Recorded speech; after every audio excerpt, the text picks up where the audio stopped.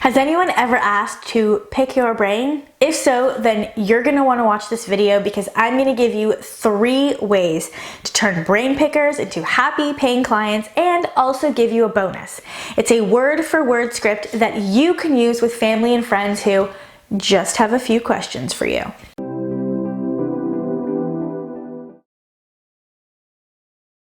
If you're vocal about your healthy lifestyle, it's probable that you've had more than one person ask you for free advice. It can be really hard to say no, especially if that person is a friend, a colleague, or a loved one. I've definitely been in this situation many times over the years, and I'd give free advice, or even worse, I would work with the person for free and they would almost never follow through with any of the recommendations that I gave to them, which is infuriating to say the least. When you're in these kinds of situations, you might think, well, it's only a question, it's no big deal, I'll just quickly answer it. Or you feel really bad because the person really wants to work with you, but they can't seem to afford it. Or the person who offers to barter with you and then never follows through. Here's the important thing to realize. We all only have so much to give. When you give your money-making knowledge away for free to people who don't value you, your time, or the investment you had to incur to become a practitioner, you're left feeling tapped out to invest energy back into your own business and your own clients. So, how do you turn brain pickers into paying clients? Tip number 1. Decide whether you can and want to help them. Is the brain picker your ideal client? And if not, just refer them to another practitioner that could help them. This way, you're not wasting your time and theirs trying to answer questions that are outside of your niche. And if they could be your ideal client, then offer them your lead magnet, since the lead magnet should give them some actionable steps they can take immediately for free. Tip number 2. Tighten up your boundaries. This is where having non-negotiable policies and boundaries around questions and requests you will and won't take is crucial.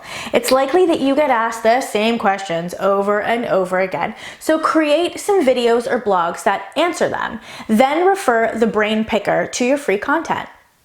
Tip number 3, invite the brain picker into a discovery session.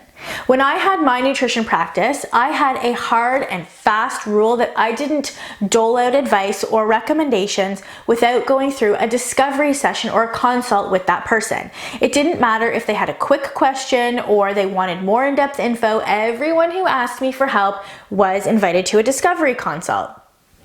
I could gauge whether or not they were serious if they took me up on my offer. And here's the bonus script that I promised you. It's the exact words I used to use when someone asked to pick my brain, specifically friends and loved ones. You can use it exactly as is, or you can modify it to suit your own personality. That's a really good question. Thank you for asking me. I can definitely help you out and give you some really good recommendations. However, I don't ethically feel comfortable doing so until I learn more about your health history, what's going on now, and your goals.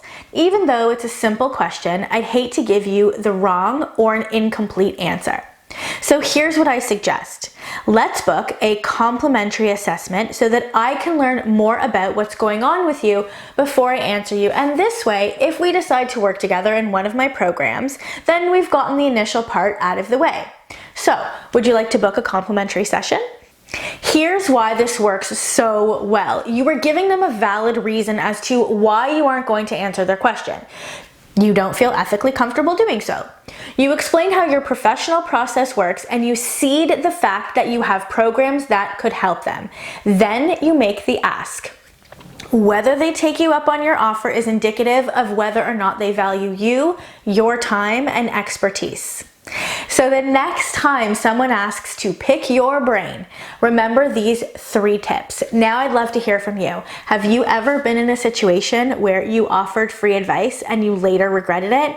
Let me know in the comments.